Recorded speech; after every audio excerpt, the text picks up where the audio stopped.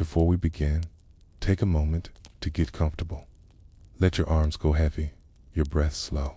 And as you listen, feel free to leave a comment sharing what time it is, where you are, and what city or village you're listening from. It's love to know. And if you'd like more quiet stories like this one, don't forget to subscribe so they gently appear when you need them most. Now, let's begin. Beneath your skin, there exists a hidden world, alive, vibrant, and vast. 'Tis a universe all its own, filled with life that breathes and communicates without your ever noticing. This world is not far away. It is inside you, in the dark corners of your gut. Trillions of microbes, bacteria, viruses, fungi live together in perfect balance. You carry them with you like a private ecosystem, a rainforest in miniature. Each microbe is tiny, but collectively, they outweigh your own cells. They outnumber you by 1,000 to 1. You are not alone in this body. You share it with a bustling, unseen community. These microbes have been with you since birth, and they are far more than mere passengers. They are partners, active cohabitants, working alongside you, communicating in their own invisible language. You may think of yourself as a solitary being, but you are not. You are a shared existence, a collaboration between human and microbe, a dance of life that began long before you could speak and will continue long after you are gone. And these microbes, though small and silent, play an enormous role in shaping your thoughts, your health, your very sense of self. They do not simply inhabit your body. They guide it, steer it, influence your decisions in ways you may not yet understand. They are your internal compass. When you feel anxious, nervous, restless, it may not be just your emotions at play. It may be your microbes whispering to your brain, sending chemical messages, nudging you toward stress, toward unease. But when you feel calm, centered, balanced, that too may be the silent work of your microbiome, calming your thoughts, soothing your spirit. Your microbes are not mere passive observers. They are active participants, influencing every part of you. Your immune system, your mood, even your cravings. They're not just passengers in your body, but fellow travelers, guiding you, shaping you, teaching you. They communicate with your brain in ways that defy explanation. Through chemical signals, through nerve pathways, they send messages up the vagus nerve, direct link between your gut and your mind. Your second brain, the one nestled in your belly, is not just an afterthought. It is a powerful force, capable of influencing your thoughts, your behavior, even your sense of well-being. And as you lie here, listening to your breath, feeling the steady rhythm of your body, remember this: your body is not only yours, it is a shared existence, a partnership between you and the trillions of tiny beings that call your body home. They are not separate from you. They are part of you. And just as your mind guides your body, your microbiome guides your mind. They are not distant. They are immediate, sitting quietly in your gut, speaking to your brain in their own language, in their own soft whispers. Every time you eat, you nourish them. Every time you rest, you allow them to grow. Every time you move, you activate their rhythms. You are not alone in this body. You are surrounded by life, and it is life that breathes with you, moves with you, guides you in ways you may never fully understand. This unseen world, this microbial community inside you, has been with you since the first breath you took. It will be with you always, guiding you, protecting you, even as you sleep. As you lie here, softly breathing, feeling your body relax, remember that you are part of a greater whole. You are part of a living, breathing ecosystem, a collaboration between the human and the microscopic, a journey of growth, connection, and shared existence. Tonight, as you sleep, your microbiome will continue its quiet work. It's listening to your body, shaping your mind, keeping you balanced, keeping you whole. And in the morning, you will wake up not as a singular being, but as a living partnership, a shared existence of mind and microbe moving through life together. And as your day begins, remember that the world inside you, this invisible universe, is always at work, shaping you, guiding you, and growing with you. Asterisk. You were not alone when you entered the world. From the first inhale, from the warmth of your mother's skin, from the milk that met your lips and the hands that held you close, life began to gather around you. But not just your life, not just your breath, not just your heartbeat. A quieter life arrived too, one you could not see, but one that saw you clearly and began to settle in, like seeds blown into fertile soil.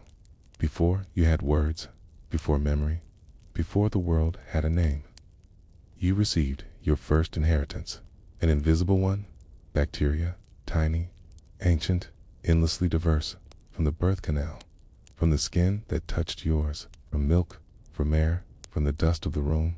You were gifted a starter kit for the ecosystem you now carry within. You didn't know it, but you were becoming a world as a newborn. Your body was like soft, rich earth, empty of inhabitants, but ready, so ready, and into you came a living storm. Kyria from your mother, from the air, from your caregivers. Rush of microbial passengers climbing aboard the ship of you. They moved into your mouth, your skin, your lungs, your gut. They built neighborhoods, they found niches. They colonized your body with care, not as invaders, as settlers, as builders of a community that will grow with you. That first day, that first hour, shaped the architecture of your inner world. What bacteria arrived? What order they came in? Where they found space to live? These early patterns laid down the map of your microbial future. Some children born by C-section receive a different inheritance. Their microbes come more from the skin than the birth canal. Their ecosystems begin in new shapes with different balances. And these differences can echo for years. Even in milk, there are bacteria, not harmful, but helpful, specially selected by evolution to feed you in your inner world. Breast milk contains sugars that you cannot digest. They exist for your microbes, food for your friends. Mother's milk feeds to you, and the unseen guests inside your growing gut. And this early food nurtures not just growth, but relationships between host and microbe, between gut and brain, between outside and in. The first 3 years of life are a time of microbial transformation. Your gut is like a rainforest in bloom, a riot of new species arriving, some staying, some passing through. Your microbiome in infancy is a wild, changing landscape. It responds to every touch, every food, every illness, every environment. Did you crawl through dirt? Did you live with animals? Did you drink clean water or well water? Each moment, each place left a trace. Each moment planted a tiny microbial seed that may still live within you by the age of 3. Your microbiome settles into a shape that resembles the adult you, a quieter balance, a more stable forest. But the seeds of this forest were planted in your very first days, and like the memories of childhood, your microbes remember things you no longer can. They remember what it meant to be held. They remember which foods comforted you. They remember the rhythms of your early sleep, and the illnesses you survived. Your body's immune system was educated by these early companions. It learned what to tolerate, what to resist, what to let pass in peace. Without them, your immune system might not have learned the art of discernment. These microbes taught you not through language, but through presence, through chemical whispers, through quiet guidance. And this guidance was not random. It was inherited from your mother's body to yours, from one generation to the next. Not all inheritance is genetic. Some inheritance is microbial. Your mother's microbes came from her mother and hers before her. Each generation passing along tiny passengers, tiny protectors, tiny teachers, a lineage of life traveling through the womb, through milk, through skin and home and soil. You are not the beginning of your story. You are a chapter in a longer tale, written not just in DNA, but in bacteria. And if you become a parent, you, too, may pass this inheritance onward. To hold a child is to introduce them to the world of the unseen, to seed their body with your microbial wisdom. And perhaps this is one of the oldest unspoken truths of human life, that we raise each other not just with love and care, but with bacteria, and the bacteria raised us. Tonight, as you lie still, remember the world you carry, not just the muscles and bones, not just the thoughts and memories, but the ancient passengers that have grown with you from the beginning. They shaped your early digestion, your developing immune system, your earliest moods. Even before you had language, they were teaching you balance, and though you may have forgotten, they have not. They remember your origins, your earliest meals, your very first breath, and they carry that memory in every signal they send to your mind. They have walked beside you from the start, and they still walk with you now. So as your breath slows and your body softens into rest, know this: you were never alone. Not even in your first moments.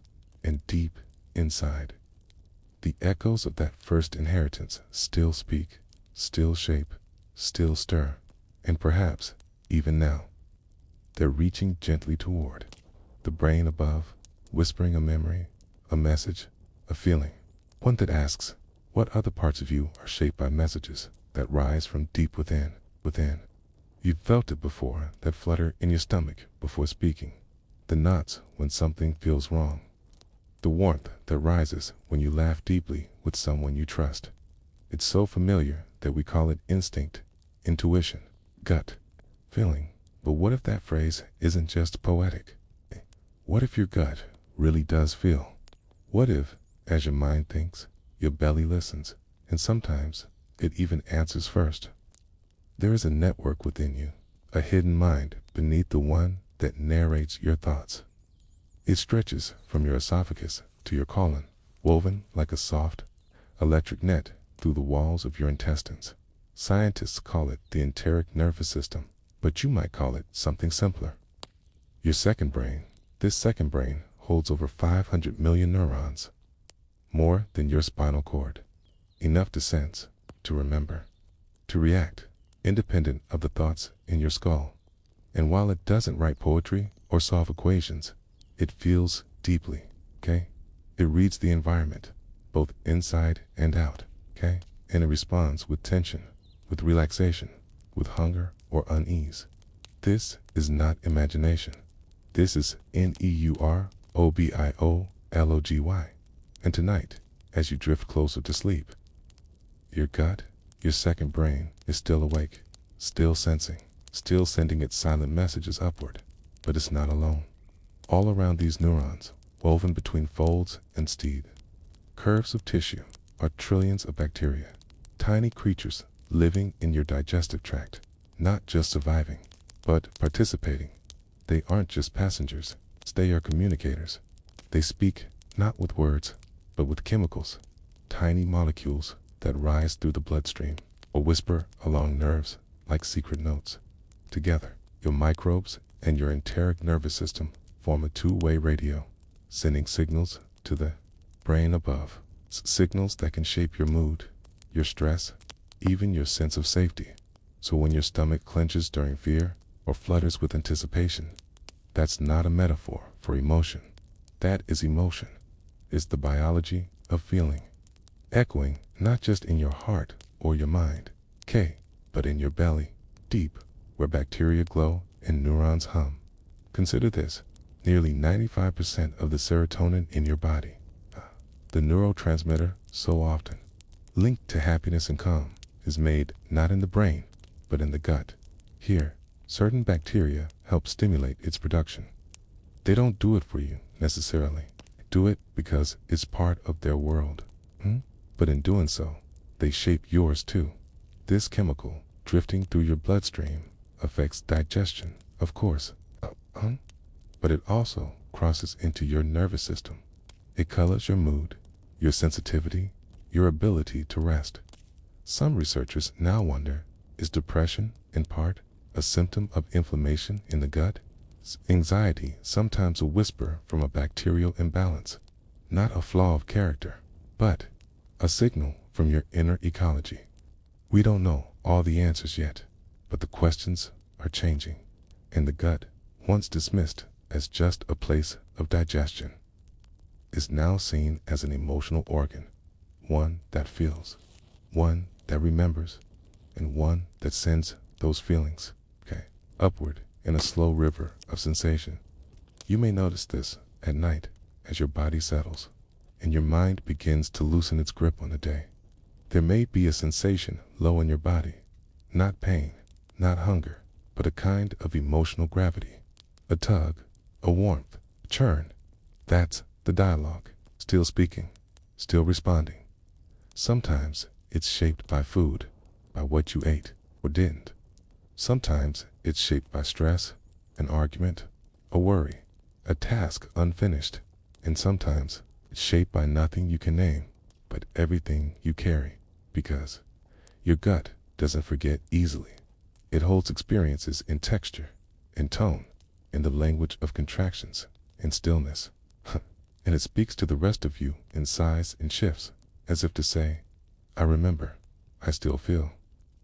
This is why chronic stress doesn't just tire the mind, it weathers the gut, and why calming the body can sometimes calm the thoughts. Yoga, slow breathing, mindful walks. These aren't just mental exercises. They are ways of soothing your second brain.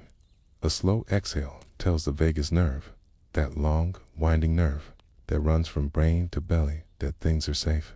And the gut, in turn, softens its grip, releases tension, quiets its signals. In this way, you and your gut are always in conversation when you feel uneasy but can't explain why. Listen downward. There may be wisdom there, older than thought, and when you feel peace, not the loud joy of excitement, but the soft, humming peace of being that too often begins in the gut, a place of warmth, of steadiness, of home. Tonight, as you rest, your microbiome continues its work. It digests, signals, it balances, and your enteric nervous system reads those signals like a poet reads the sky, noticing patterns, shifts in rhythm, subtle signs, and from those patterns, your emotions arise. They are not illusions. They are echoes of your biology, and your biology is beautiful, layered, sensitive, slow-moving, always becoming . So if you feel uneasy, perhaps it is your gut asking for kindness, asking for calm, asking not to be fixed, but to be heard. And if you feel a soft peace cradling you in the belly, let it rise without question. Let it drift upward like warmth through the spine, reaching the brain and telling it what it longs, to know that it is safe now, that it can rest. And as your awareness begins to fade and your thoughts loosen their grip, consider this. What if feelings aren't something that happened to you, but something your body says? And what if the next feeling to arrive comes not from the world outside, but from the inner forest of your belly, calling gently upward, ready to send its next message. Your body is quiet tonight. Cut inside you, a conversation never ends. Messages float not through words, but through molecules and pulses, through electrical zips and chemical clouds. Your body is alive with quiet communication. And perhaps the most astonishing thing is this. The ones sending those messages are not just your cells. They are your passengers, the trillions of microbes that live within you. These are not parasites. They are collaborators. Together, you maintain a dynamic, invisible network connecting your belly and your brain. It's been called the gut-brain axis, but perhaps a better name, a more poetic one, might be the bacterial internet of the body. Imagine it like this. Each bacterium inside you is a tiny node, a soft-bodied messenger with a purpose. They don't think like you do, but they sense, they respond, they signal, they send out molecules, neurotransmitters, metabolites, immune activators, and those molecules ride highways of blood and nerves to distant places. Some travel up the vagus nerve, a long, meandering thread that starts in your brainstem and wanders down through your chest, past your lungs, through your heart, into the folds of your digestive system. This is the fast lane, direct line from your gut to your mind. Others take the slow route, floating in your blood like bottled messages set adrift in a cellular ocean. Eventually, they reach your brain, crossing the delicate gates of the blood-brain barrier with subtle influence. And the brain, so often thought of as commander-in-chief, listens closely. It listens because it depends on this steady stream of updates to know what's happening in the hidden world below. And what do these updates say? They say whether you're full or hungry, safe or threatened, inflamed or at peace. They carry mood, memory triggers, sleep cues, and stress signals. They shape your perception not in obvious ways, but in background color, like a filter over a photograph, softening the edges, deepening the shadows, brightening the joy all day long. These messages flow, and they don't stop at night while you sleep. Your gut microbes rearrange themselves, shift their activity, and send different messages than they do during daylight. Some become more active after dark, feasting on fiber, producing short-chain fatty acids that calm inflammation and support the immune system. Others wind down, releasing fewer signals, making room for rest. Your gut is on a circadian rhythm too, and it whispers to your brain, "We're slowing down. You can sleep now." This is the harmony of the bacterial internet, a network that pulses and flows, even in stillness. And it's not just a one-way street. Your brain sends messages back, too. When you're stressed, your sympathetic nervous system ramps up. Cortisol surges, heart rate climbs, digestion slows. The gut feels this change immediately. It tightens, it stalls, it alters its chemistry, and the microbes living there, sensitive to their environment, respond in kind. Some shrink back, some multiply in defense. Some shift their signals, sending new molecules upward that reinforce the feeling of stress. This is the feedback loop, a circle of influence. Your mind affects your gut, and your gut responds by nudging your mind. But there is beauty here. It's a dot, because just as stress can cascade downward, so can calm. When you breathe slowly, when you walk in nature, when you hold someone close, your nervous system softens. The vagus nerve hums with comfort. Digestive enzymes return. The gut loosens its grip. Microbes sense the change and begin releasing different signals: anti-inflammatory, soothing, balancing. This is not magic. This is physiology. This is connection, and it's been happening every day of your life without you ever needing to ask it. Began in infancy, long before you could name a feeling, long before your thoughts had shape. Even then, your microbes were signaling. Even then, they were shaping the architecture of your mind by shaping the rhythms of your body. And now, even as an adult, this invisible internet continues to influence your appetite, your focus, your emotional resilience. When you feel sudden anxiety for no clear reason, sometimes the cause is external, but sometimes it's internal. It's a shift in microbial balance, a change in the signaling molecules, a quiet flare of inflammation, whispering its warning to your brain. When you feel calm and grounded, not because of anything that happened, but simply because the day feels soft, that too may be a reflection of your internal network working well. This is the science of co-regulation, the ancient dance between species. You are not a single organism. You are a network of networks, and your consciousness, what you think of as you, is shaped by this chorus of silent voices. Now, imagine this. What if your diet, your movement, your sleep, your relationships are not just choices for the mind or body, but messages you send to the microbiome? What if every vegetable you eat, every moment you take to slow your breath, every time you let yourself laugh deeply is a way of tending this internal internet? You are the host. You set the stage. But your microbes, they fill the airwaves with whispers of health or distress. In your brain, resting in its cradle of bone and blood, is always listening. Tonight, as you lie still, your body speaks in chemicals and currents, and your microbes speak too, not with words, but with influence. They may be telling your brain that all is well, that digestion is smooth, that energy is balanced, or they may be gently requesting support, a bit more fiber, a bit more rest, a bit more stillness. Whatever the message, know this: you are not disconnected. You are not isolated from yourself. You are wired intimately, from gut to mind, from cell to synapse, from microbe to mood. And this wiring is not fixed. It's fluid. It listens. It adapts. So as you fall asleep, let this thought float with you. Your mind is not alone in shaping your thoughts. There are voices beneath your voice, currents beneath your awareness, soft systems of support and sensing, and they are still speaking, still guiding, still waiting for you to listen. Now, drift quietly forward into the next realm of this journey, where cravings and urges, desires and hungers may not come from you at all, but from those who live gently inside you. Cravings often arrive like whispers in the quiet.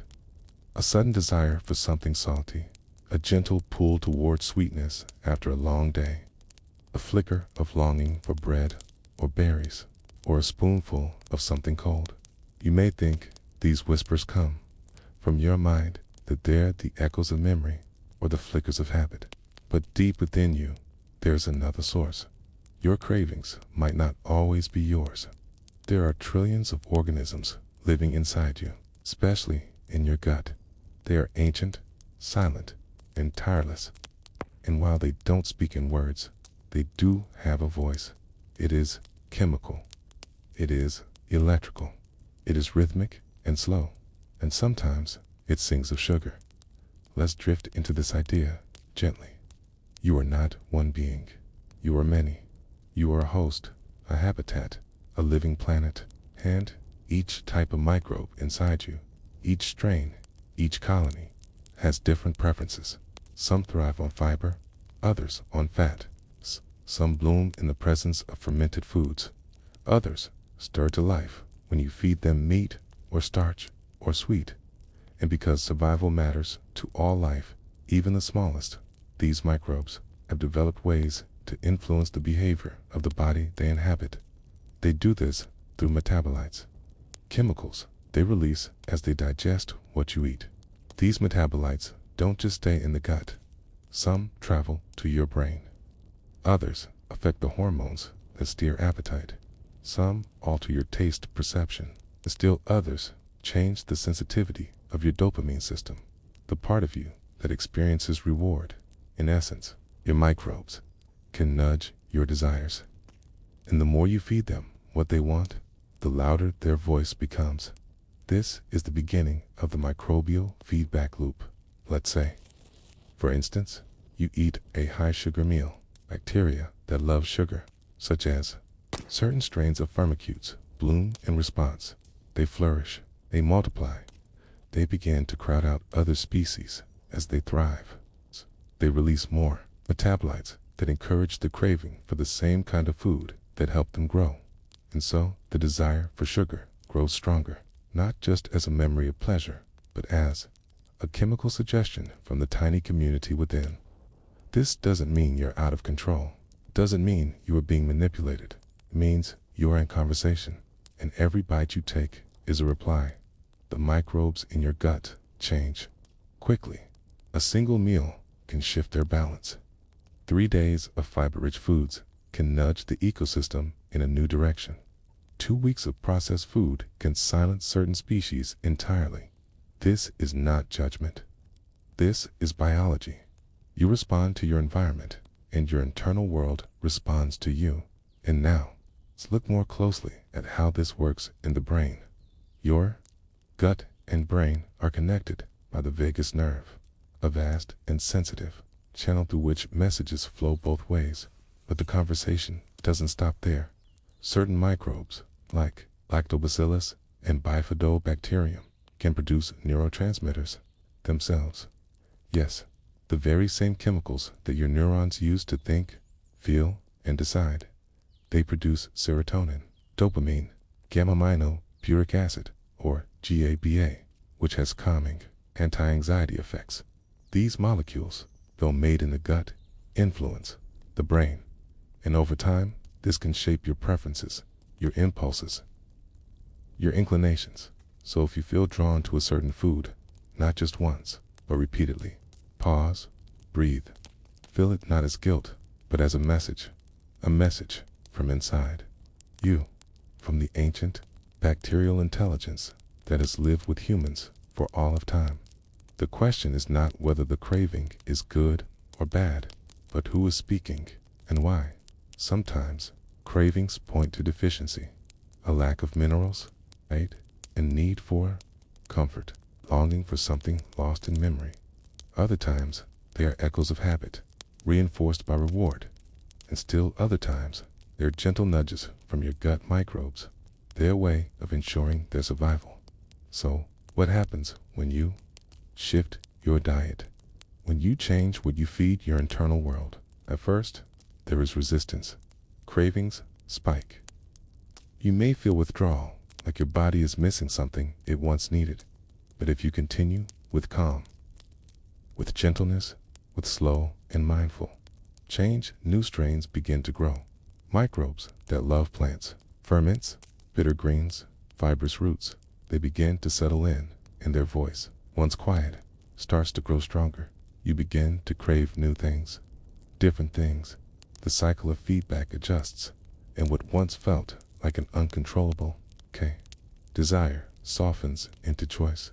You find new pleasure in slower foods, in textures, in smells and spices, in meals that feel like harmony, because your microbes, when fed with balance, release not just cravings, but calm, focus, being.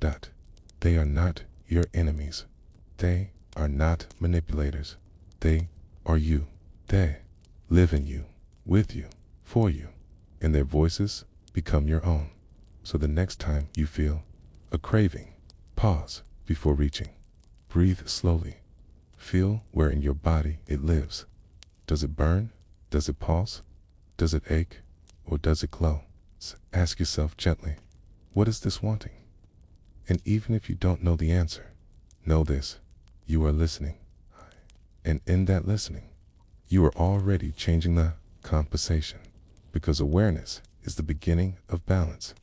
And the more you tune into this microbial dialogue, the more you can shape it with compassion, not with control, not with punishment, but with presence.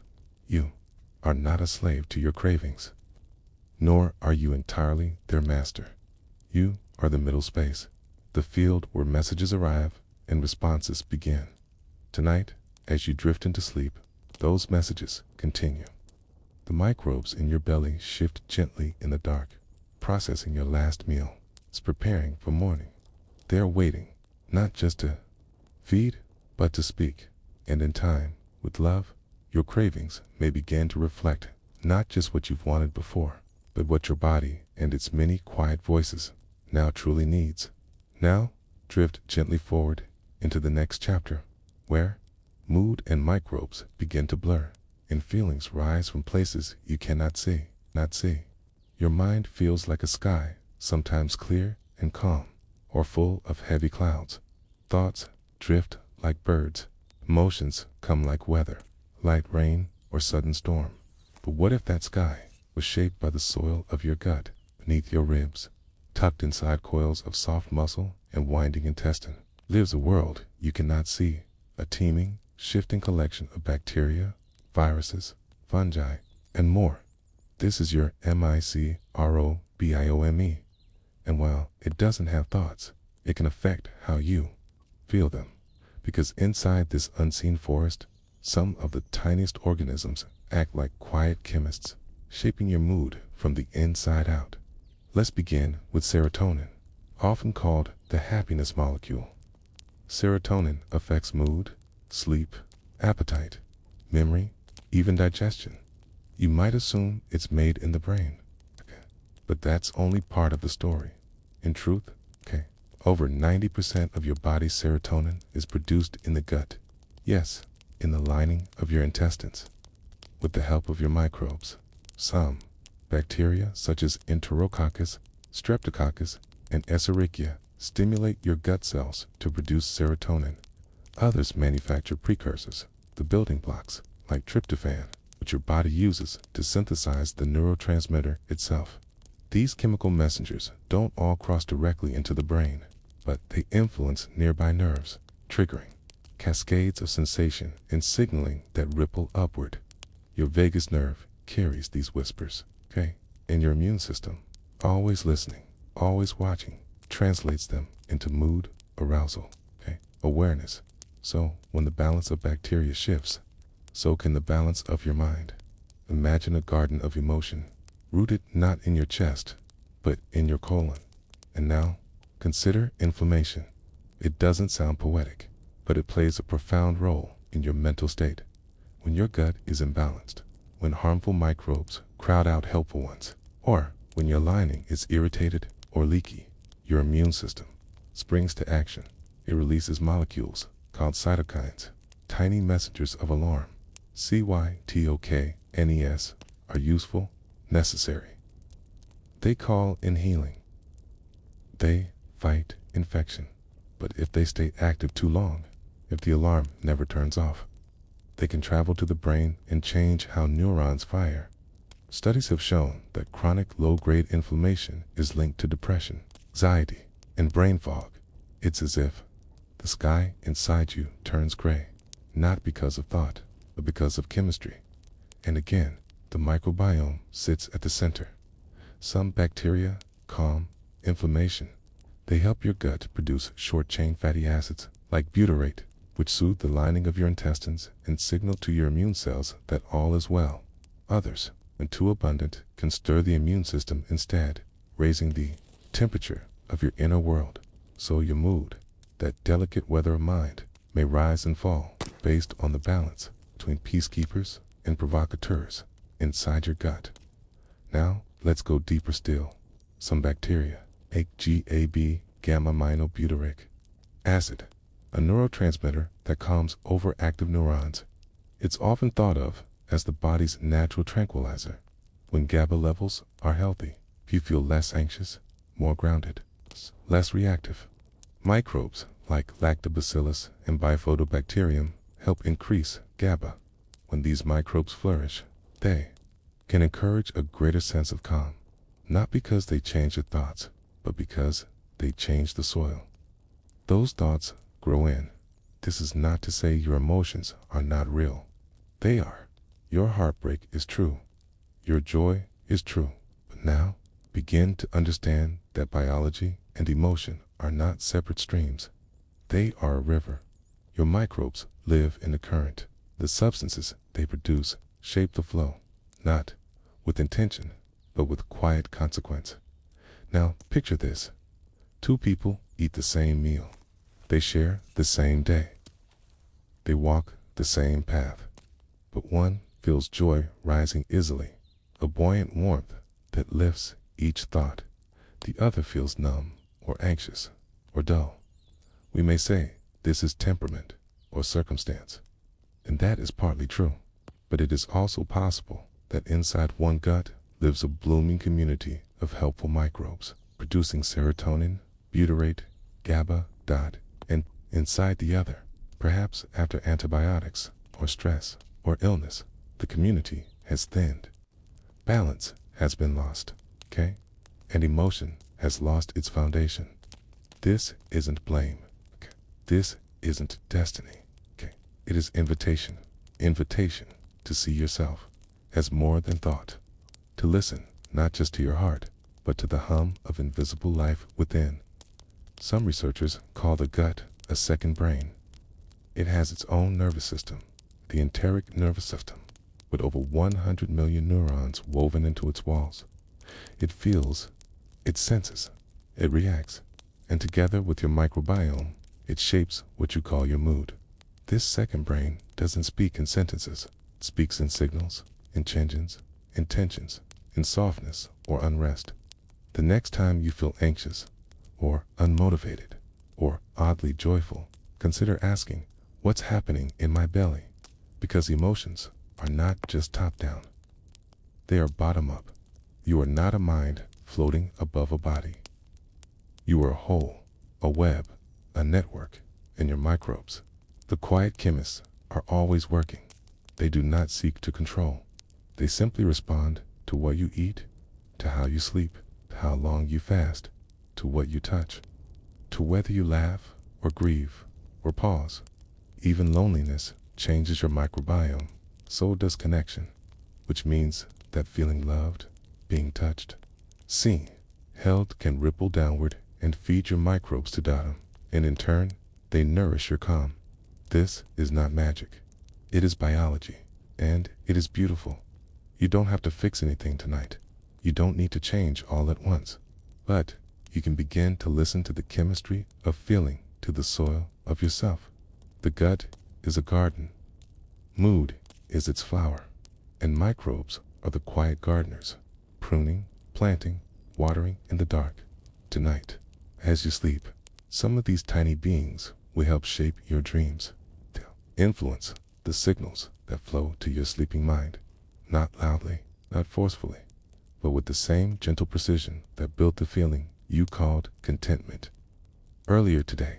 So if tomorrow feels clearer, if your breath feels lighter, if a sudden peace arrives, thank the chemists you cannot see, and if it doesn't, if fog lingers, if heaviness remains, know that this balance can still return with time, with care, with rest, because your microbes are listening to you, too, and slowly they begin to paint your mood in colors you have yet to name.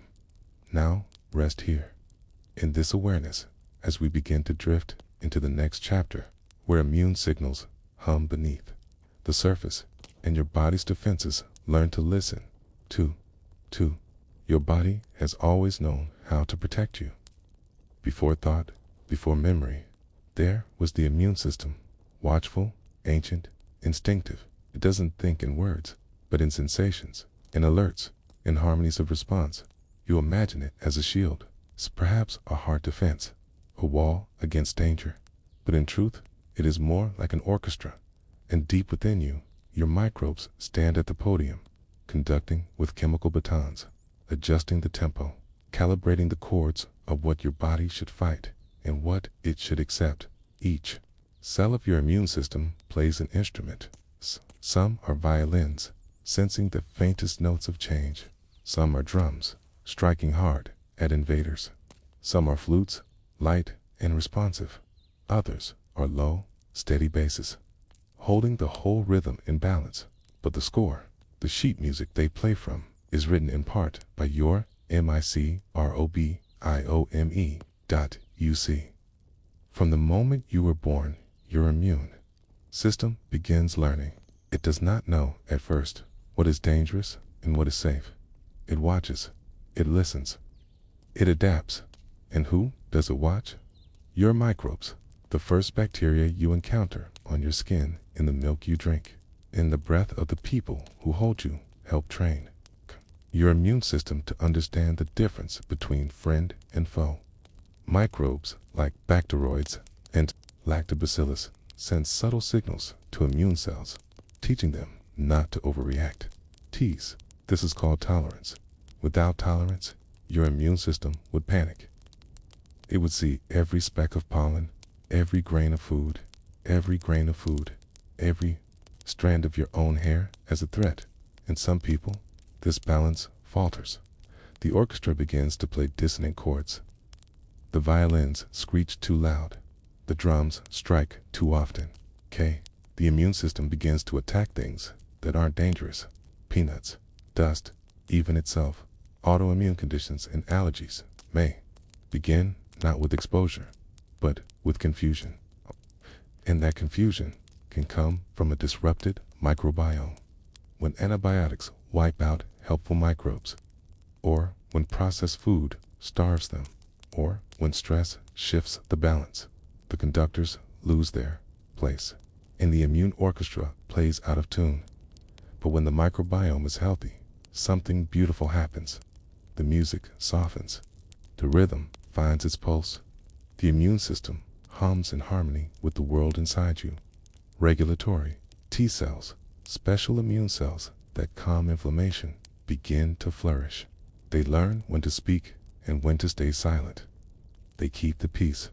Short-chain fatty acids, produced by gut microbes digesting fiber, act as messengers to these immune cells. They reduce unnecessary alarms. They tell your body, this is normal, you are safe. In this way, a bite of leafy greens becomes more than nourishment. It becomes a note in the symphony of calm, a whisper of safety from microbes to mind. But sometimes the music stutters, an infection, a poor diet, an emotional storm. All of these can shift the microbial balance, and the immune system, uncertain, may raise its voice too high. Inflammation surges. White blood cells flood the body, searching for danger that isn't there. You might feel it as fatigue, or as aching joints, or as a fog that clouds your thoughts and slows your breath. This is not failure. It's feedback. Your body is asking for adjustment, for restoration, for a return to balance. And the microbiome, if gently supported, can help guide it home. Consider this: when you walk in the woods, barefoot or open to the air, you breathe in microbes from soil and bark and leaf. Many of these are harmless. Some are even helpful. And all of them are signals to your immune system. The world is diverse. Be calm. Stay flexible.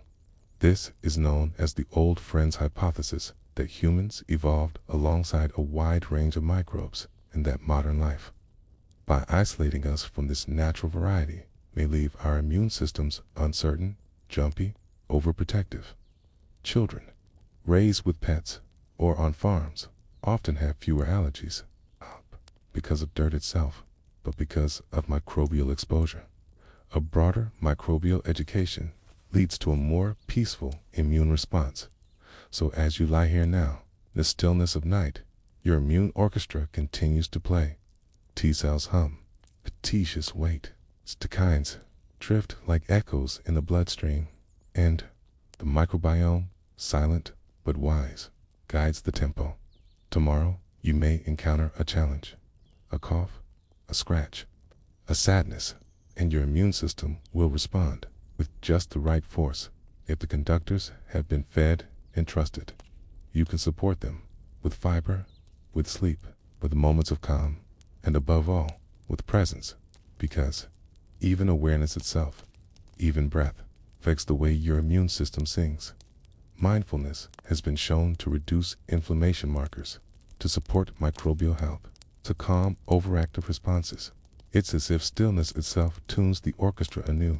So now, listen inward to the hum of your body, to the gentle negotiations happening within. And know this: you are not being defended. You are being harmonized. This is not war. It is song, and tonight, as the immune symphony plays on, its melody leads gently into the next chapter, where healing and harm sometimes arrive together, like fire and regrowth in the force of your gut. Your body is a garden, lush and teeming with life. Tiny tendrils of bacteria wind around each other in a silent language older than breath. Each patch of your skin, each moist corner of your gut is home to a delicate, ancient ecology. But sometimes, a fire must be lit. There are moments when something invades, a hostile germ, dangerous infection, an overgrowth that threatens the balance. And when that happens, you reach for the flame that medicine made. Antibiotics. They are a miracle. A modern magic carved from the molds of soil. It's covered in fungi, refined in labs, delivered to your bloodstream in silent waves. Antibiotics don't think. Don't aim. They don't distinguish friend from foe. They simply enter and begin to burn, like fire racing through dry underbrush. They consume what grows, not just the invader, but the neighbors.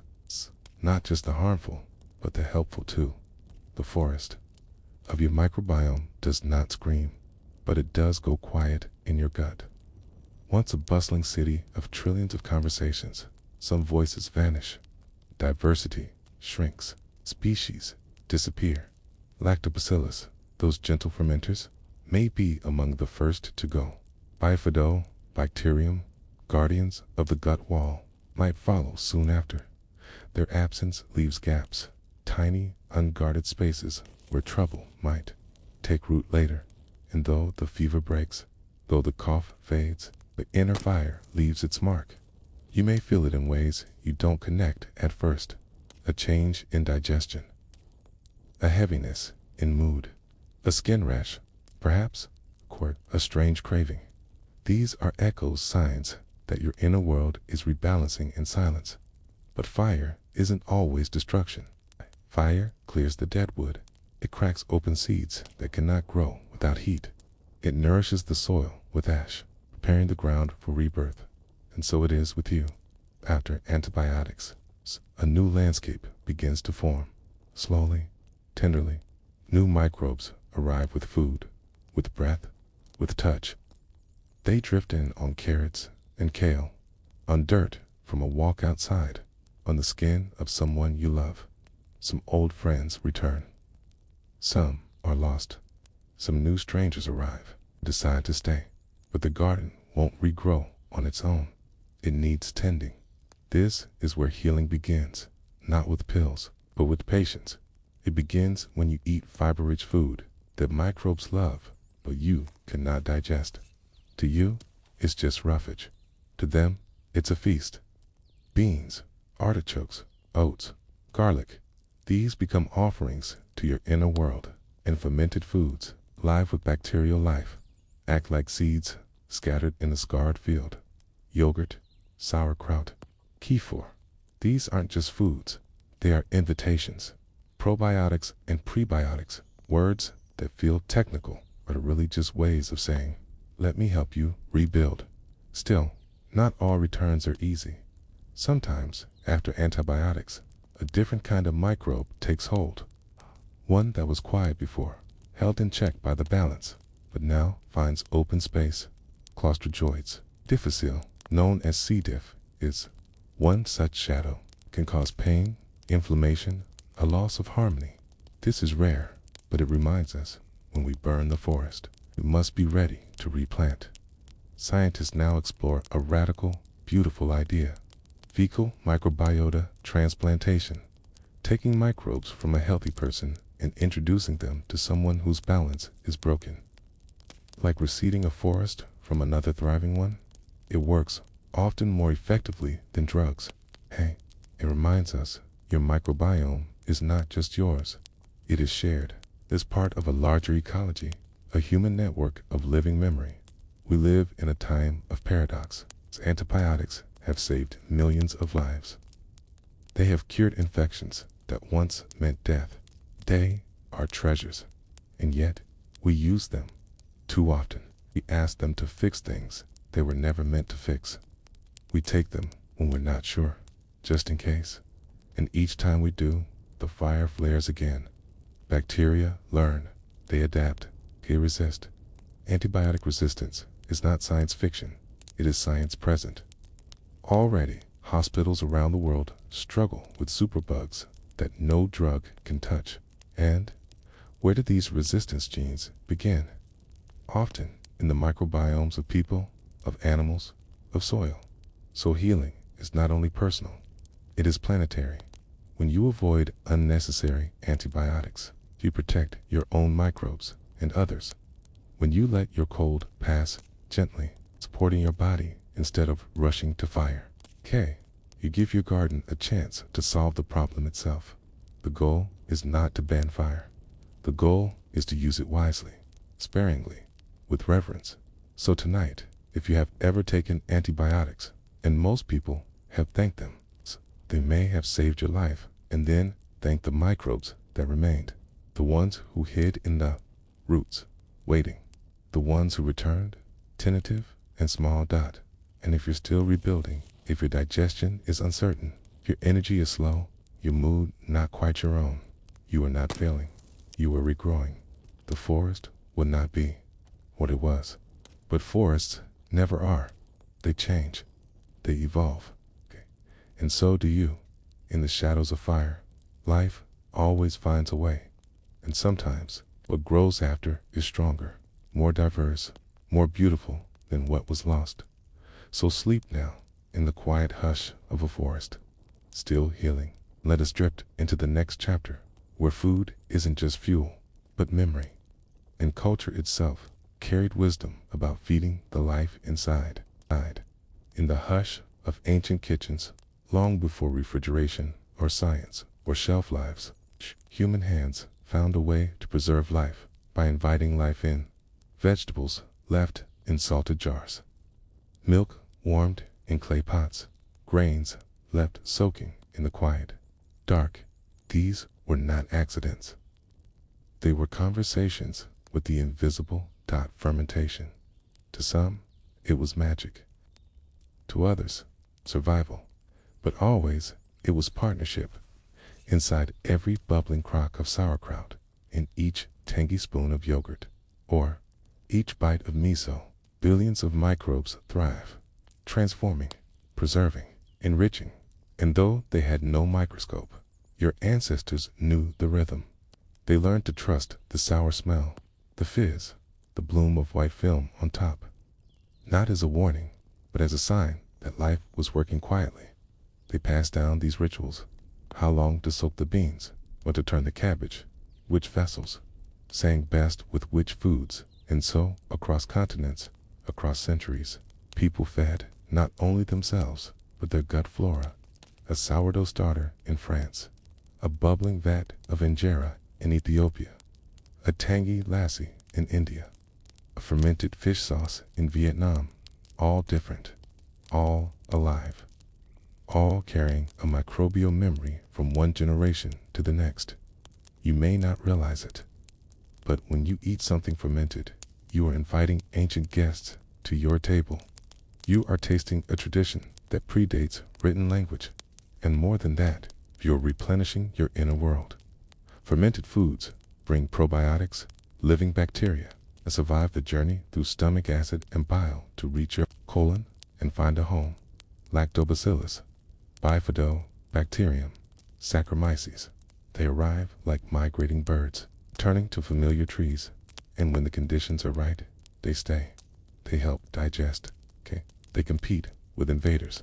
They whisper messages through chemical trails that rise through your bloodstream and reach your mind. But not all ferments are equal. Some are pasteurized, heated until the microbes die, safe for shelves, quiet on the inside. Others are alive, raw, potent. They fizz when opened. They change taste with time. They carry the tang of life itself. And you get to choose. Not just whether you eat them, but whether you make them. Fermentation can be ritual. It can be meditation. It's an act of chopping cabbage, of salting, of packing tightly into glass. Is a form of tending, a way to say, I care about the life within me. In the slowness of fermenting, you learn patience. You learn trust. You learn to wait as the invisible world does its work. There is comfort in this waiting, and science now shows what tradition always knew. People who regularly eat fermented foods have more diverse microbiomes. They show lower markers of inflammation, better digestion, sometimes even calmer moods. One study revealed that eating fermented foods increased microbial diversity more effectively than fiber alone. It's not either or. It's both. Fiber feeds the microbes already inside you. Fermented foods invite new ones in. Together, they create a symphony.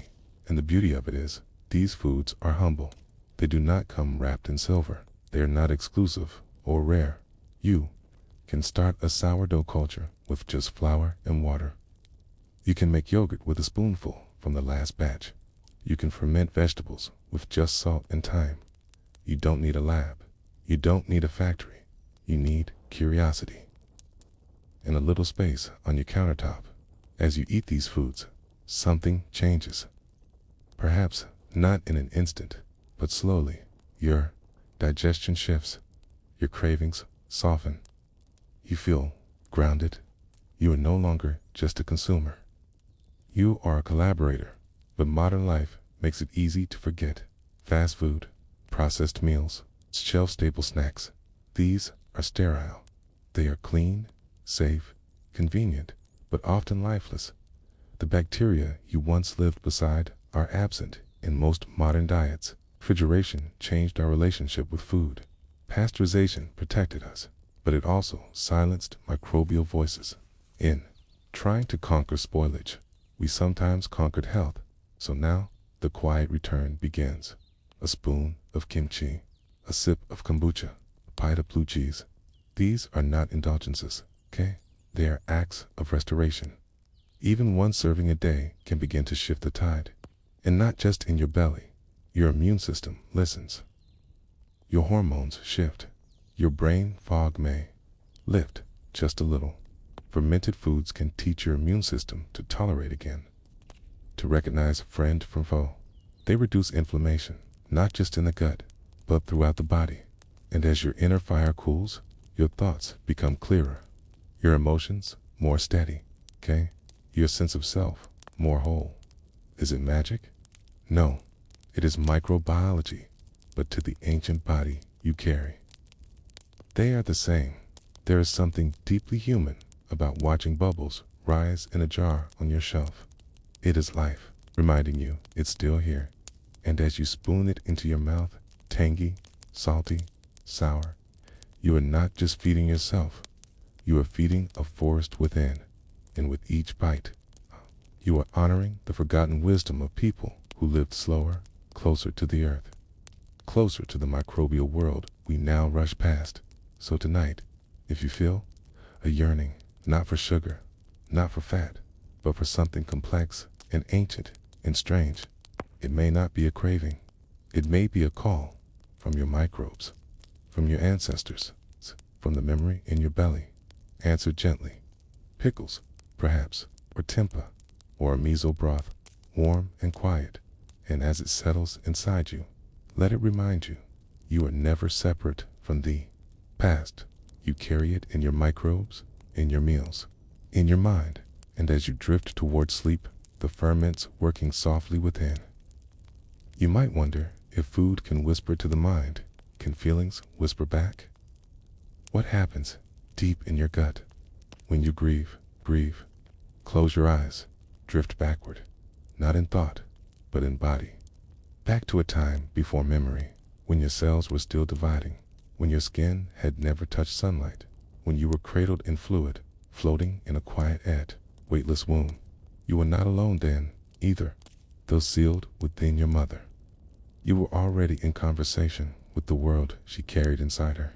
A mother's microbiome is a soft map, drawn from her skin, her diet, her soil, and slowly, silently, she passed it on. The first big transfer came at birth, if you were born vaginally. Your very first breath outside the womb was also your first coating of bacteria. Your skin and lips brushed against the birth canal, gathering lactobacillus and other microbes that would begin colonizing your tiny body before you even cried. If you were born by cesarean, your microbial inheritance changed. Instead of vaginal flora, your first microbes came from the air, from the skin of gloved hands, from the hospital walls and sheets. Both are valid entries into the world.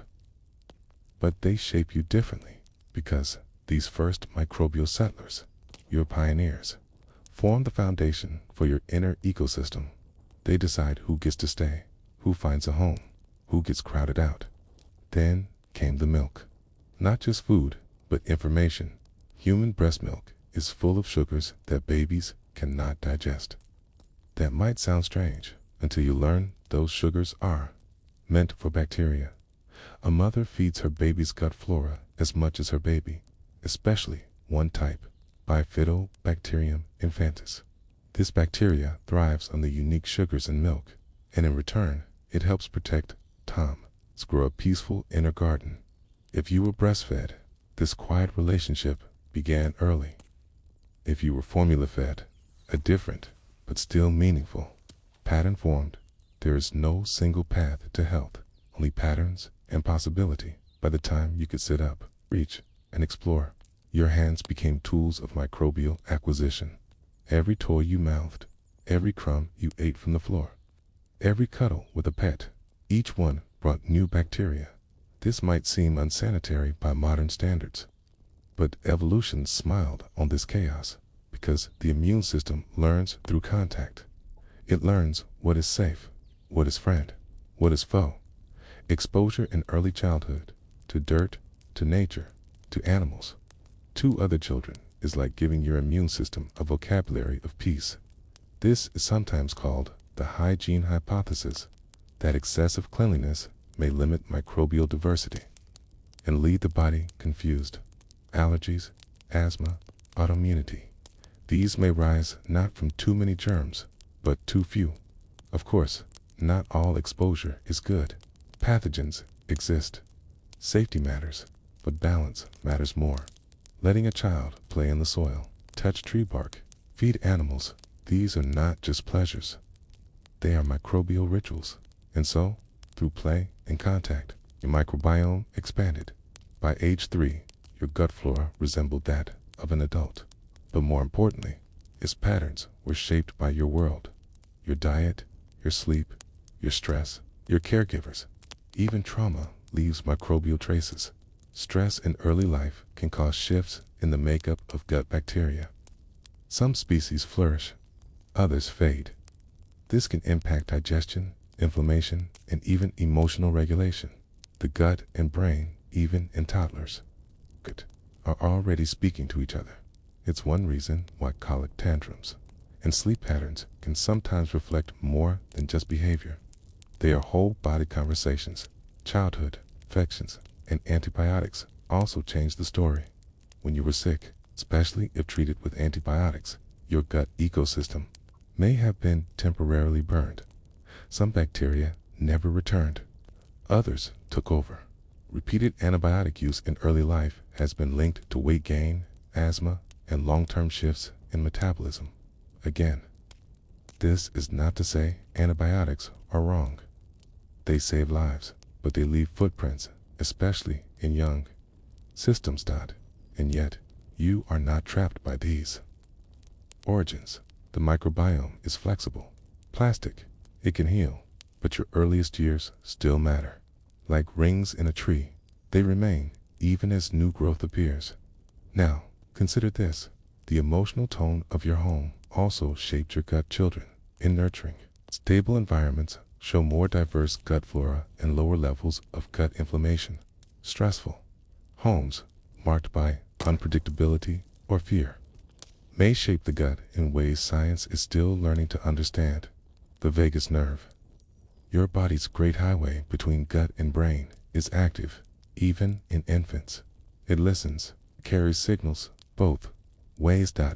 So when you were soothed, your gut felt it. When you cried without comfort, your gut felt that too.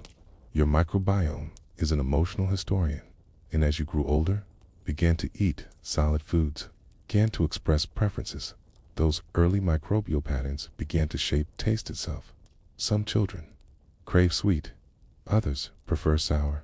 Some love bitter greens, others recoil. Your microbes may be nudging these choices. Bacteria that thrive on sugar may signal for more of it.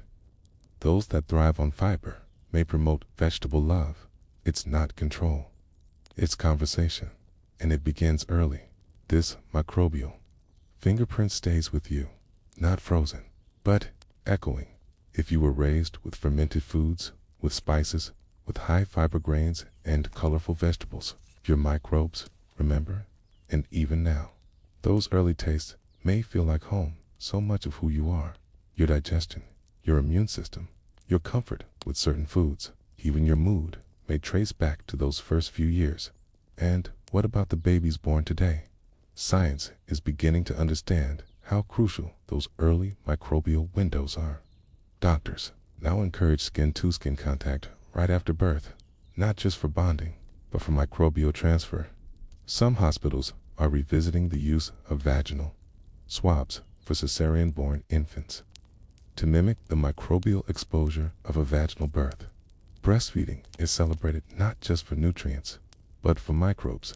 Even daycare and sibling contact are reconsidered as microbial gifts. We are relearning what old ways already knew, that a child's body is not just theirs.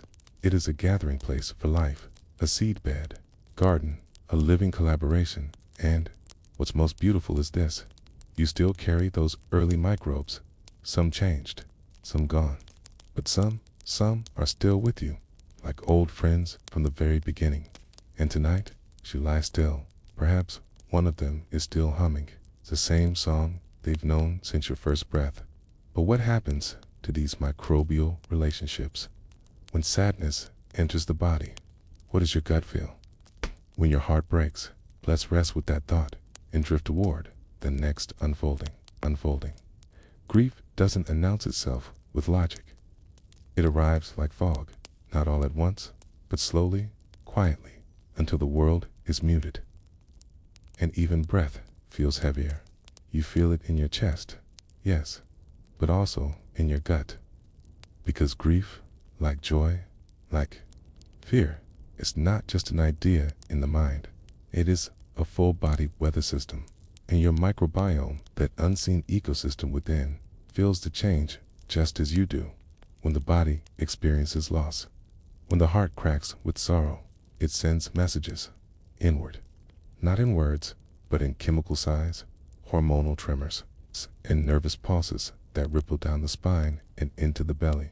The vagus nerve, your body's quiet river between mind and gut, carries the news. Sadness is not a whisper. It is a signal. And your gut listens. Digestion slows, appetite wanes, or sharpens with sudden craving. The stomach tightens, bowels shift. You may feel nauseous. You may feel hollow. You may feel nothing. All of these are grief's shadow cast across your digestive world and your microbes. Those trillions of quiet cohabitants respond to under normal circumstances. They help manage inflammation, assist with digestion, even generate calming chemicals like serotonin. But in grief, the balance shifts. Stress hormones rise, especially cortisol. Its ancient chemical surge tells the body to prepare, to survive, to guard. In the short term, it helps. But when grief lingers, when sadness becomes the backdrop of weeks or months or longer, this state of alert becomes chronic. And that is when your microbiome begins to change. Some beneficial bacteria start to decline. Others, more associated with inflammation or metabolic disruption, may grow stronger. The inner forest becomes overgrown in places, barren in others. The harmony shifts. This dysbiosis, a term for microbial imbalance, can affect everything from immune function to mental clarity to sleep. Some people report brain fog after great loss. Others feel exhausted. Others find themselves ill more often or riddled with digestive troubles they never had before. These aren't just reactions of the mind, okay? They are stories being written deep in the gut because emotion flows downward, okay? Inward. It moves through the body like rain, finding every crack, every root, every soft space, and microbes, sensitive as they are, react.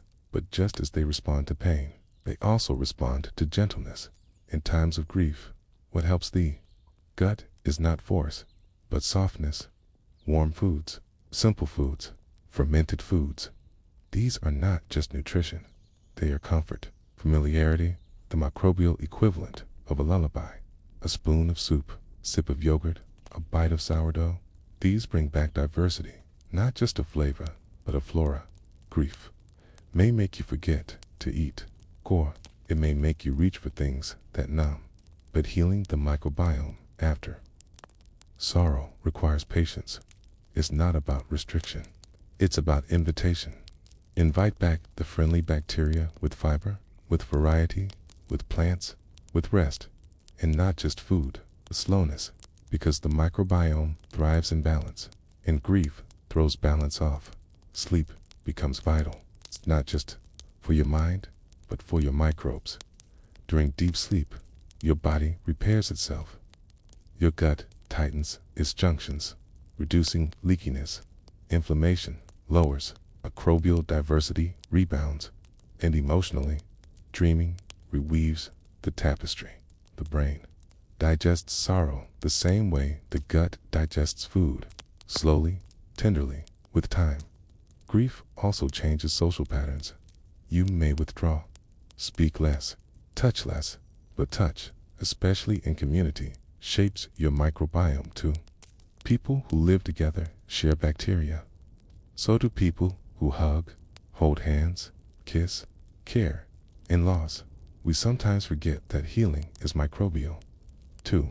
A shared meal, a quiet conversation, a hand resting gently on yours. These are not just emotional gestures. They are biological exchanges. A return to connection is a return to microbial health. And what about tears?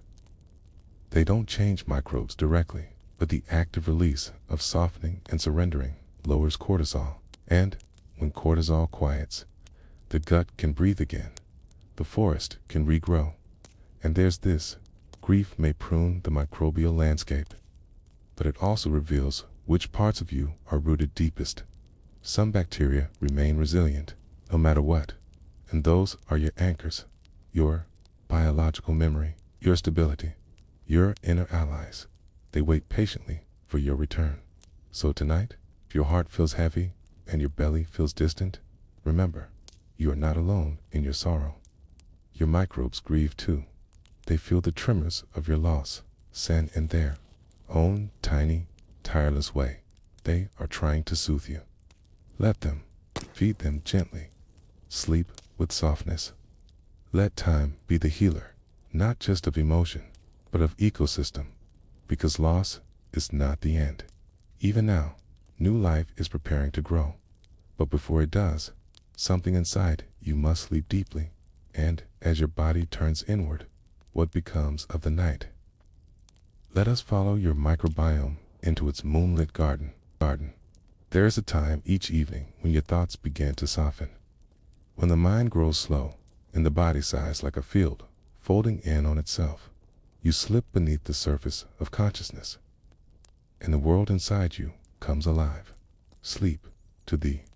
Outside, it looks like stillness, but within you, the world turns. Your breath slows. Your limbs grow heavy. Your temperature drops, and your eyes gently flutter in darkness. But your microbiome begins its nightly bloom. For most of the trillions of microbes living within your gut, daylight hours are for waiting, observing, receiving what you eat, what you feel, what you choose. But at night, when your conscious self recedes and your muscles release their grip on the day, the microbial city beneath your ribs lights up. Your gut, that quiet, winding tunnel stretching from stomach to colon, becomes a night garden. And in this garden, a different kind of intelligence grows. Some bacteria increase their activity in the quiet hours. They break down fibers you ate earlier, slowly fermenting them into short-chain fatty acids. Tiny molecules like butyrate that soothe the gut lining, reduce inflammation, even travel to your brain to whisper soft instructions for healing. Other microbes use this time to repair, to exchange genes, to rebalance their communities, to produce metabolites that influence everything from hormone levels to immune readiness to dream stability. Yes, even your dreams may carry the scent of microbial chemistry, because while you drift, a chemical symphony unfolds. Serotonin is often made with the help of gut bacteria, rises during the day and transforms at night into melatonin, the hormone that governs sleep's rhythm. And what shapes your serotonin? Your microbes. They help regulate its production, help metabolize tryptophan, that quiet amino acid found in turkey, oats, and milk, into pathways that either calm you or stir you. So when you sleep, you are not doing nothing. You are stepping aside to let another rhythm unfold. It is the rhythm of digestion without distraction, healing without interference, cleansing without rush. Your intestinal walls, lined with villi and crypts, perform a kind of night maintenance. Debris is swept away. Old cells slough off.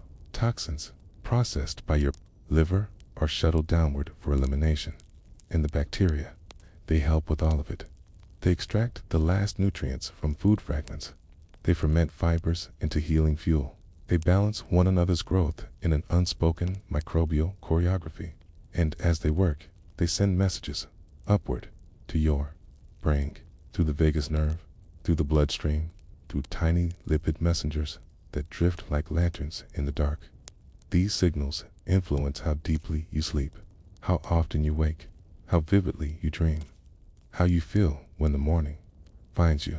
If your microbiome is balanced, diverse, nourished, peaceful, your sleep tends to be deeper, your dreams more restorative, your mood upon waking calmer. But if the gut is inflamed, imbalanced, starved of friendly bacteria, sleep can fracture. You may toss, wake often, feel unrefreshed in the morning. This is because the body doesn't separate the mind from the gut. Not truly. Not anymore. We used to believe that the brain ruled all, that sleep was a matter only of neurons and waves. But now we know your microbes help decide how well you sleep, and they also listen to how you lived today. Did you eat in haste? Were your meals rushed, processed, absent of fiber or care? Did you spend time in stress, flooded with cortisol? Did you move your body gently, breathe deeply, laugh, or rest in sunlight? All of it matters, because tonight's sleep was written by today's choices. And your microbes, remember? But even when days are hard, the night still comes, okay? And the microbiome, remarkably resilient, still shows up. It is patient, it forgives. So now, as your body grows heavier, as your thoughts dissolve like sugar in warm water, your microbes begin their silent shift. They hum with quiet labor. They clean the corners of your inner world. They produce calming molecules that cradle your nervous system, and they help prepare your dreams. Dreams, after all, are not just fantasy.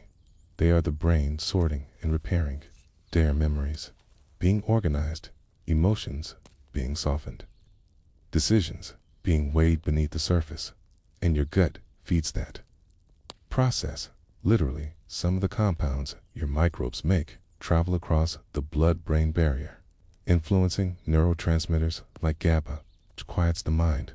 Others support neuroplasticity, the reshaping of thoughts, the reweaving of emotional knots.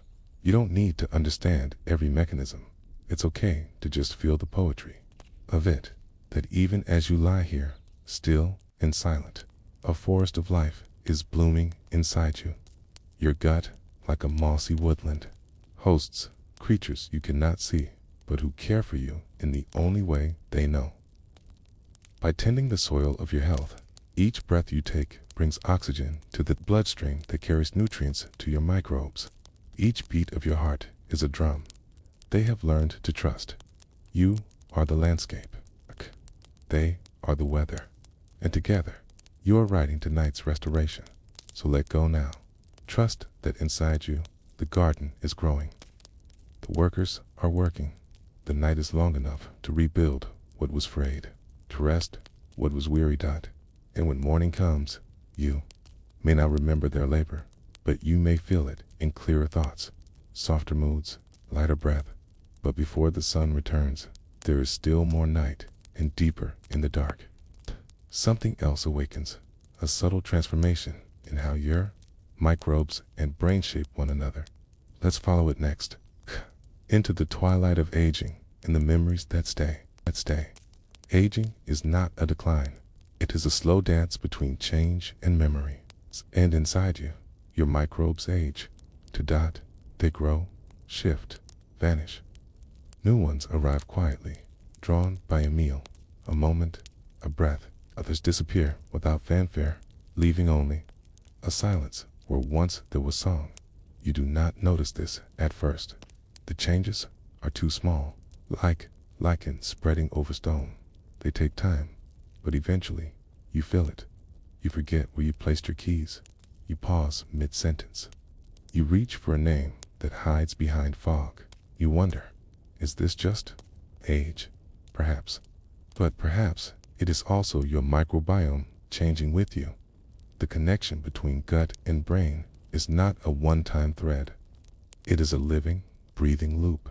And as your body shifts in rhythm and chemistry, so does the conversation between microbes and mind in youth. Your microbial world is diverse and rowdy. It thrives on variety, loves surprise, but with age, like all ecosystems, your gut community tends toward quiet. It becomes more fragile, less adaptable. Some species, the helpful ones, diminish. Others, inflammatory strains, may take their place. And these changes, though microscopic, can echo through the brain because the balance between clarity and confusion, between energy and fatigue, between calm and anxiety, is partly microbial. You may notice this in subtle shifts. Food that once sat peacefully now stirs discomfort. Sleep that once restored feels fractured. Your thoughts take longer to arrange themselves. And yet, this is not a story of inevitable decline. Your microbiome may change, but it is not passive. Nor is it doomed. It is plastic, like the brain it speaks to. It can adapt, given time, given nourishment, given care. Even in your later years, you can shape the ecology within. Start with food. Fiber becomes even more important now. It is the music sheet for your microbial symphony. Whole grains, vegetables, fermented foods, legumes. They feed the strains that protect your cognition, stabilize your mood, ease inflammation. Probiotic. Strains like Bifidobacterium, Longum, and Lactobacillus plantarum have been linked to improved cognitive function in elders.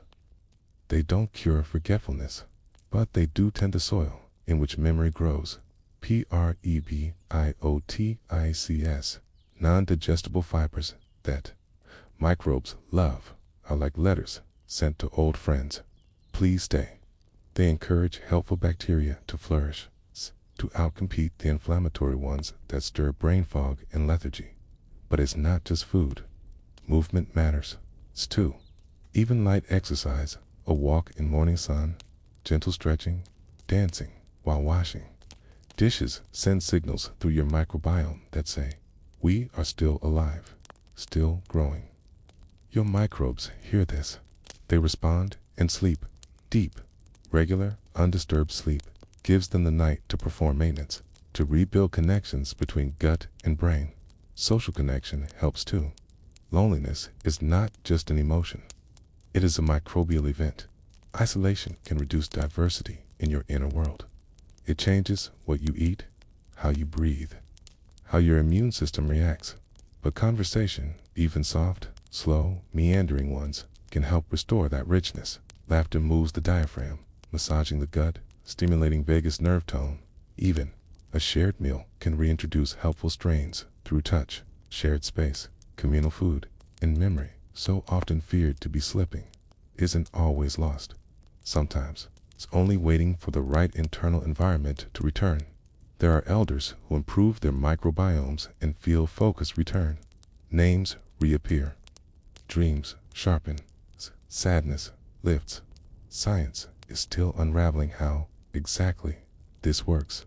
But we know enough to say the microbes in your gut can influence how the later chapters of your life feel.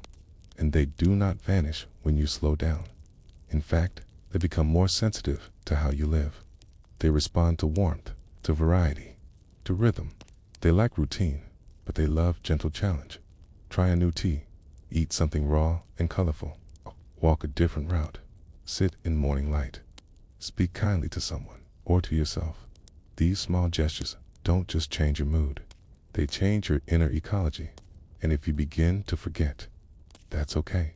You may forget names or appointments or the reason you entered the room, but your body remembers kindness. Your microbes remember calm.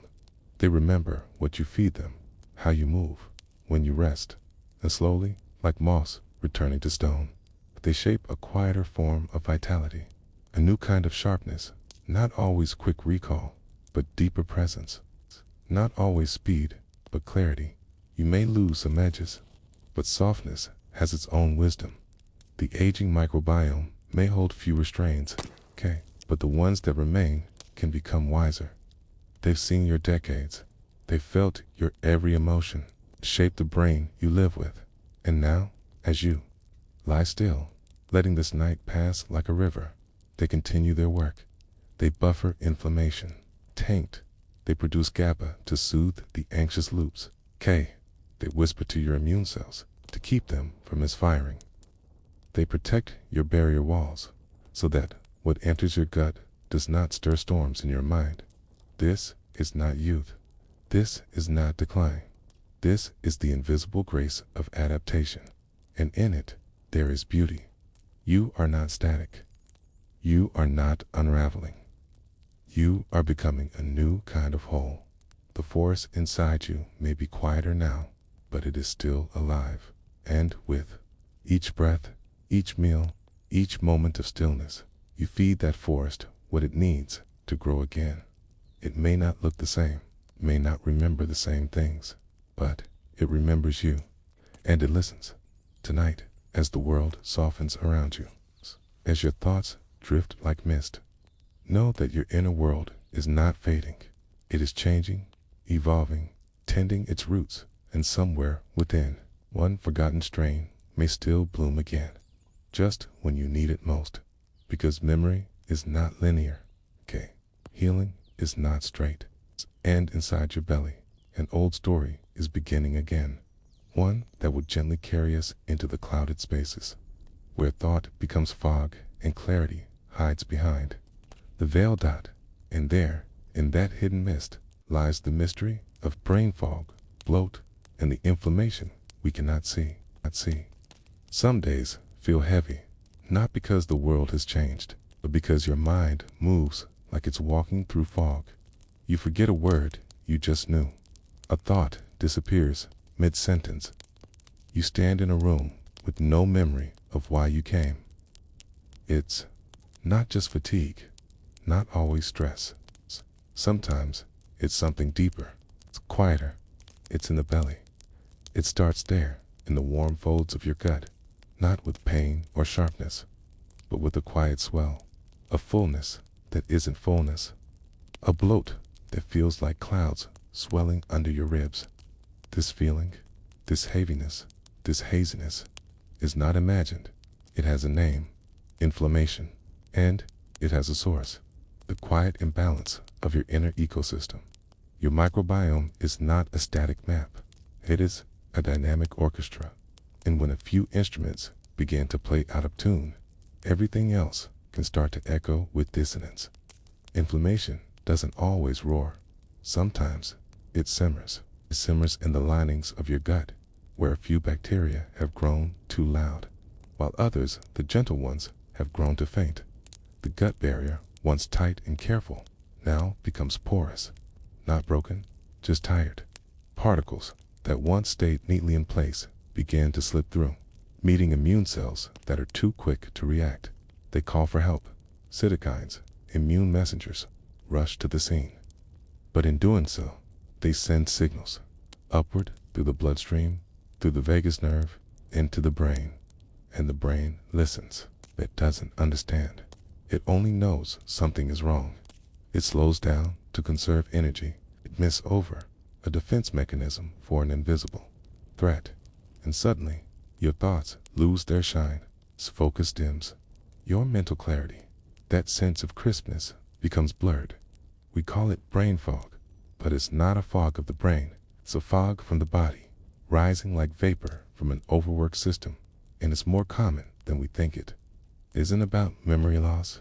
It isn't about intelligence. It's about the quiet noise that inflammation creates in the background of your body, muffling the signals of your sharpest thoughts. Even bloat, that physical swelling, can be a symptom, not just of food, but of imbalance. Too many processed sugars, too little fiber, not enough diversity in your meals, too much antibiotic residue, not enough time in nature. All these things shift the balance of who thrives in your gut and who doesn't. A gut with few microbial voices is like a village with no elders. It becomes reactive, easily swayed, quick to misfire. This is how bloating happens, not just as a reaction to food, but as a conversation gone wrong between you and your internal guests. And when inflammation rises, so does sensitivity. You might notice skin becoming reactive. Joints feel stiffer, moods swing faster, sleep feels shallow. All of it from one central place, the misaligned microbiome. But here is the quiet truth. Just as inflammation rises, it can fall. You are not stuck in this fog. Your body wants balance. It longs for it. Your microbes, if given the right signals, will slowly begin to self-correct. Start small. Glass of warm water in the morning. A walk without your phone. A meal that feeds not just you, but your inner forest. Think of prebiotics, the fibers that your microbes ferment into healing compounds. Onions, leeks, garlic, asparagus, oats, bananas. Simple things, but powerful messengers. Then think of polyphenols, colorful plant chemicals that soothe inflammation. They live in blueberries, green tea, dark chocolate, olive oil. Not medicine, not magic, but quiet, biological kindness. Then there are fermented foods, living with microbes themselves. Sauerkraut, kimchi, yogurt, kefir. They bring allies, not in armies, but in whispers. Each bite says, you are not alone. Help is arriving. But food is only part of it. The way you move or stay still also speaks to your gut. Chronic sitting slows digestion, keeps microbes too long in one place, inviting the wrong ones to bloom. But gentle movement, walking, stretching, deep breathing, moves the gut as well, stimulates peristalsis, the rhythm of movement that keeps balance. Even sleep, especially sleep, is a healing field. At night, your microbes shift their patterns. Some become more active. They clean, they regulate, they reduce inflammation. But if sleep is restless, or too short, or delayed too long, those patterns go awry. The wrong microbes take over. The brain wakes foggy before the sun even rises. You may feel it then, the bloat, the slowness, the sense that your body is trying to speak, but the words won't come. It's easy to blame yourself, but it's not your fault. It's your body's way of asking for balance. And you can answer gently. Not by restriction, not by punishment, but by invitation. Drink warm tea. Chew slowly. Eat bitter greens, arugula, dandelion, chicory. They awaken enzymes. They tell the liver it's time to clear the fog. And above all, listen to your belly. The sensations it gives you, the distension, the gurgling, the tightness are not random. They are language. They are your microbes trying to speak. They say, we need rest, we need variety, we need less sugar, less noise, less hurry. When you listen, truly listen, you may notice something beautiful. The fog begins to lift. Your thoughts return, first in fragments, then in full sentences. You remember why you came into the room. You reach for a name, and it comes. You feel lighter, not in weight, but in clarity. This is healing, slow, circular, gentle. It does not happen in a day, but it begins the moment you believe it can. Inflammation is not the villain. It is the call for balance. And your microbiome, your ancient allies, are ready to help. All they need is a quiet invitation, a meal, a walk, a breath, a pause.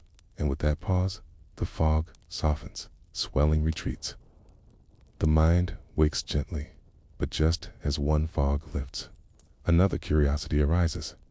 How can you rewild the body, bring the ancient wildness back to this modern, sterile world? That question leads us forward. You are not as far from the forest as you think. Even now, in the quiet of this room, in the hush between your thoughts, there are traces of wildness in you. Your skin was meant to feel soil. Your lungs were shaped by wind, by air that once traveled through pine needles and tall grasses. And your gut, the dark, rich biome of your inner self, it once listened to the rhythm of the wild. But the world has changed. We have built boxes to live in, flattened the ground beneath our feet, chlorinated our water, wrapped our food in plastic, scrubbed our skin with chemicals that promise cleanliness but erase the memories of Earth. And in doing so, we've exiled a part of ourselves, the microbes we once danced with in the mud, in the rivers, in the milk from goats and sheep, have been replaced by sterility. Our inner rainforest grows quieter, less diverse, less resilient, but the forest is not gone. Not entirely. It lingers in old traditions, in untamed places, in seeds, in fermented jars on the shelves of elders, and in the bodies of people who still live close to the land. And most importantly, it lingers in you. Your microbiome is not just a collection of bacteria. It is a story. It's an evolutionary conversation between your ancestors and the earth. Rewilding the body is not about going backward. It is about remembering. It begins with a step, barefoot on real ground, even a patch of grass, a walk on beach sand, a moment on unpaved earth can whisper something ancient to your skin. That contact, skin to soil, invites friendly microbes. Through your feet, tiny environmental signals that say, the wild is still here. Then, breathe. Not just filtered indoor air, but the breeze beneath the trees. Forest air is not empty. It is full of life. Sides, the aromatic oils released by plants float on the wind like invisible threads of safety. They soothe your nervous system, lower your cortisol, and speak to your microbes in molecular tones. Studies now show that a simple walk in a forest, even once, can shift your microbiome toward balance. Not because of magic, but because your body recognizes the language of trees. Next, eat. It's not just to feed yourself, but to nourish your inner world. The wild body doesn't crave processed sameness. It craves diversity. It wants fibers that ferment, roots that carry resistant starch, leafy greens that take time to chew, seeds that hold tiny galaxies of nourishment. A single bite of raw apple skin, still carrying its natural microbes, contains thousands of species. A handshake from orchard to gut, wild foods, nettles, dandelion, burdock root, seaweed, may taste strange at first, but they speak the dialect your ancestors knew well. They encourage forgotten species in your gut to wake again, to join the chorus of healing, and then ferment, not just as a trend, but as a ritual. When you ferment cabbage into kraut, pour milk into kefir, or tea into kombucha, you are not just making food. You are growing life, creating a living mixture that bridges the microbial world outside, you with the one inside you. And when you eat it, especially raw, especially slowly, you offer your gut ambassadors from the outside world. You are not as far from the forest as you think. Even now, in the quiet of this room, in the hush between your thoughts, there are traces of wildness in you. Your skin was meant to feel soil. Your lungs were shaped by wind, by air that once traveled through pine needles and tall grasses. And your gut, the dark, rich biome of your inner self. It once listened to the rhythm of the wild. But the world has changed. We have built boxes to live in, flattened the ground beneath our feet, chlorinated our water, wrapped our food in plastic, scrubbed our skin with chemicals that promise cleanliness but erase the memories of Earth. And in doing so, we've exiled a part of ourselves, the microbes we once danced with in the mud, in the rivers, and the milk from goats and sheep have been replaced by sterility.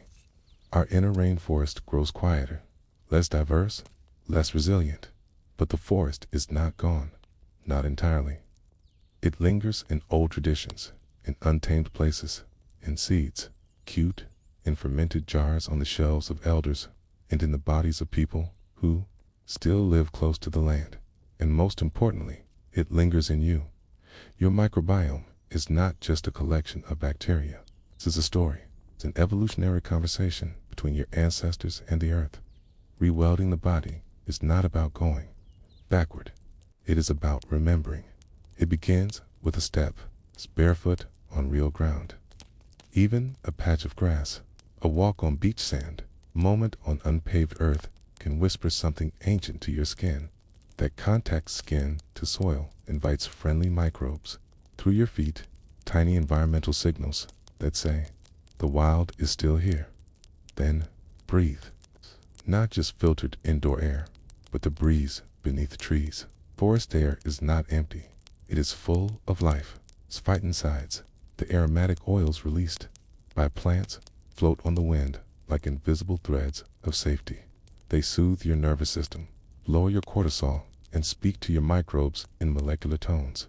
Studies now show that a simple walk in a forest, even once, can shift your microbiome toward balance, not because of magic, but because your body recognizes the language of trees. Next, eat. Not just to feed yourself, but to nourish your inner world. The wild body doesn't crave processed sameness. It craves diversity. Wants fibers that ferment, roots that carry resistant starch, leafy greens that take time to chew, seeds that hold tiny galaxies of nourishment. A single bite of raw apple skin, still carrying its natural microbes, contains thousands of species. A handshake from orchard to gut, wild foods, nettles, dandelion, burdock root, seaweed may taste strange at first, but they speak the dialect your ancestors knew well. They encourage forgotten species in your gut to wake again, to join the chorus of healing, and then ferment, not just as a trend, but as a ritual. When you ferment cabbage into kraut, or milk into kefir, or tea into kombucha, you are not just making food. You are growing life. You are co-creating a living mixture that bridges the microbial world outside you with the one inside you. And when you eat it, especially raw, especially slowly, you offer your gut ambassadors from the outside world, asterisk ambassadors, who come not to invade, but to teach, to harmonize, to remember. These microbes from fermented foods do not linger forever. They pass through like pilgrims, leaving messages for the residents already within you. They whisper in molecular tones, here is how to break down this fiber. Hey, here is how to calm that fire. And then they move on, but the lesson stays. You begin to realize that food is not just fuel, it is a conversation. Each meal is a sentence, each bite a phrase, each ingredient a message to your inner community. Here, it says, here is something from the world. Let it shape you. And it does. Your microbiome shifts in response, not all at once, but slowly, like a tide turning on a quiet shore. A species once dormant may rise. One that bloomed too large may shrink. A balance begins to form, not perfect, but alive, responsive.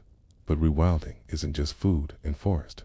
It is also play, laughter, dirt under fingernails, time spent gardening or swimming in rivers, or lying on the ground with your dog. Yes, even animals matter.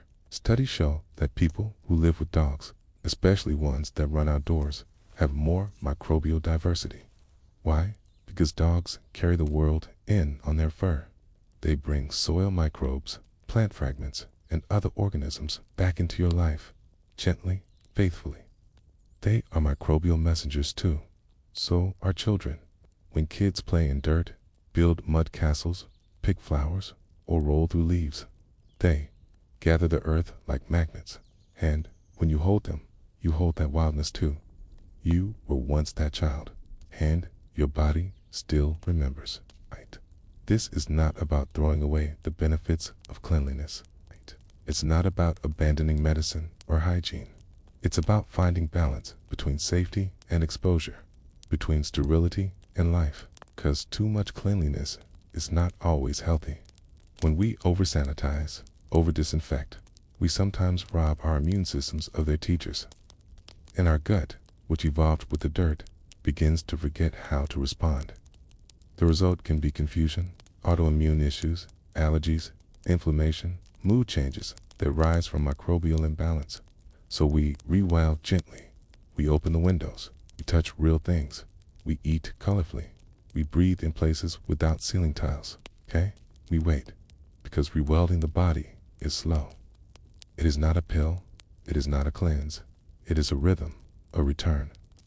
Even now, as you lie here, breathing softly, some of your microbes are changing.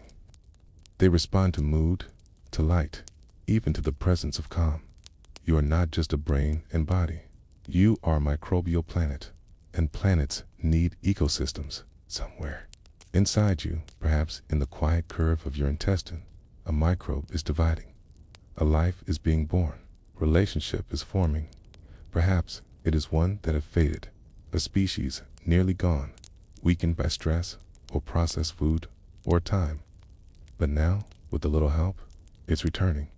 This is the poetry of biology, of becoming, of remembering not just who you are, but what you are made of. And the more you tend to this ecosystem, the more it tends to you. Your mood lifts, your cravings shift, your sleep deepens. Your immune system hums more quietly. Your skin glows a little more. You begin to feel inhabited, but not in a frightening way. It's in a full, vital, intimate way. The body remembers wildness, and wildness remembers you. You might find it again in a foraged berry, in a sip of miso soup, in a walk without shoes, in compost-streaked fingers, in the breath you take among trees. It doesn't require a cabin in the woods. It begins with a choice, a soft opening, listening, and sometimes, the simplest thing of all, a return to stillness. Stillness is part of rewilding too. When you slow down, your gut slows too. Digestion deepens. Microbes get the time they need to do what they do best. Repair, balance, coexist. And maybe that is the gentlest part of all. The idea that healing doesn't always come from doing more, but from doing less, from being quiet, connected, present, from letting the soil speak. So tonight, as you rest, know that you do not rest alone. You rest with 1,000 silent gardeners. You sleep while the forest inside you tends to its roots, while molecules whisper between cells, while old wounds find new tissue, while imbalance starts to hum toward harmony. Rewelding is not a goal. It is a direction. It's a soft path back to something older than words, older than fear, older than forgetting. And when you step onto that path, even just in your thoughts, you invite a change that ripples inward. No fanfare, no instant transformation. It's just a slow becoming. And as your inner forest wakes, as the light returns to your microbial world, a new kind of health rises with it. A health that is not perfection, but participation. The forest is not perfect. It is dynamic, and so are you. You are the forest, and the gardener, the body and the breath, the host and the home. And even now, as you exhale gently into sleep, your body listens to the quiet lessons of earth. What part of you, still hidden in shadow, is waiting for a little wild light to return? In the next chapter, we will listen to that symphony, the music your microbes make, the harmony of your many selves.